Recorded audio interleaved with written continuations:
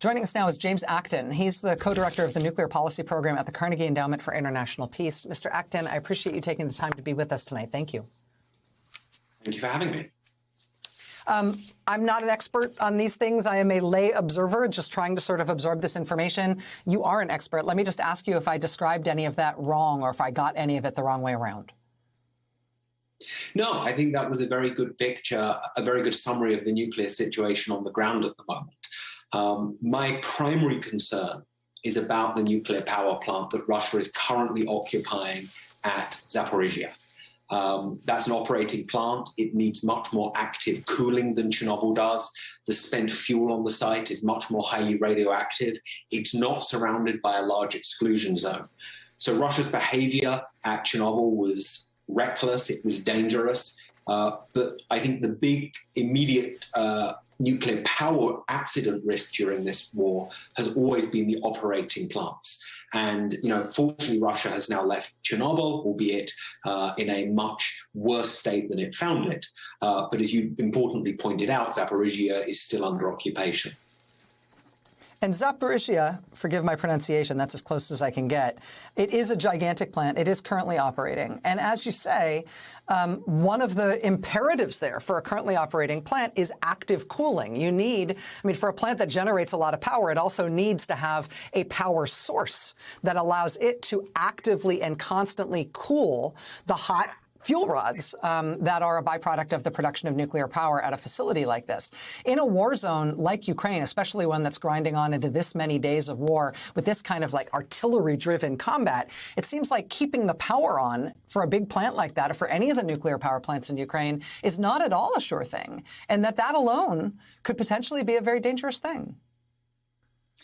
I think that's exactly right. Under normal conditions, an accident at a nuclear power plant is very unlikely because you have all of these different safety systems in place. So you have an electricity grid connection to provide energy for the cooling. You have multiple electricity grid connections. If they fail, you have emergency backup diesel generators. You often have other kinds of batteries on the plant. The problem is in a war, a failure of all of these different systems together becomes much more likely than it does in peacetime. You can easily imagine a fire starting in a war, which is in fact what we saw at Zaporizhia a month or so ago. You can imagine that fire knocks out the grid connection. It could threaten emergency diesel generators. Under normal circumstances, you could have fire crews come to the plant to try to put out the fire. But when that happened a few months ago, we saw those firefighters were literally shot at. They couldn't get to the plant for a while. Now, fortunately, the fire that we saw a month or so ago was in an auxiliary building, wasn't in the actual reactor itself. But given that Zaporizhia is illegally occupied at the moment, like other parts of Ukraine, it's hardly seems that unlikely we could see renewed fighting around that plant. And deliberately or inadvertently, one could imagine damage to that plant or a fire or damage to power supplies or cooling systems that led to a serious accident because all of these different layers of defense that are normally in place around a nuclear power plant, and that under normal circumstances, simultaneous failures of all of these different cooling systems, all of these different safety systems would be very unlikely. It's much more imaginable in a war that you could have this kind of series of cascading failures leading to a serious accident. I think that Vladimir Putin has proven himself to be unpredictable and that he's proven to be willing to do things that were previously thought of as unthinkable. Today, I'm conscious of the fact that the Finnish parliament in Finland, they just started debating whether or not they're going to join NATO. That's one of the things where he threatened that he would put nuclear weapons more in play, put nuclear weapons in the Baltics if Finland and perhaps Sweden think about joining NATO.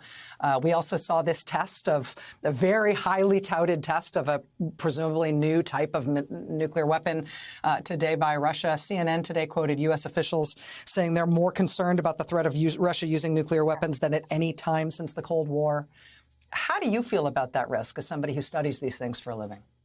I absolutely cannot rule out the possibility of Russian nuclear use. I am less worried about this than I was a month or two back. At the beginning of the war, you remember that first Sunday of the war, Putin came out and made a very explicit nuclear threat. And I was pretty nervous at that point, not about immediate Russian nuclear use, but about the fact that, about the possibility of nuclear escalation. I can't exclude that possibility today.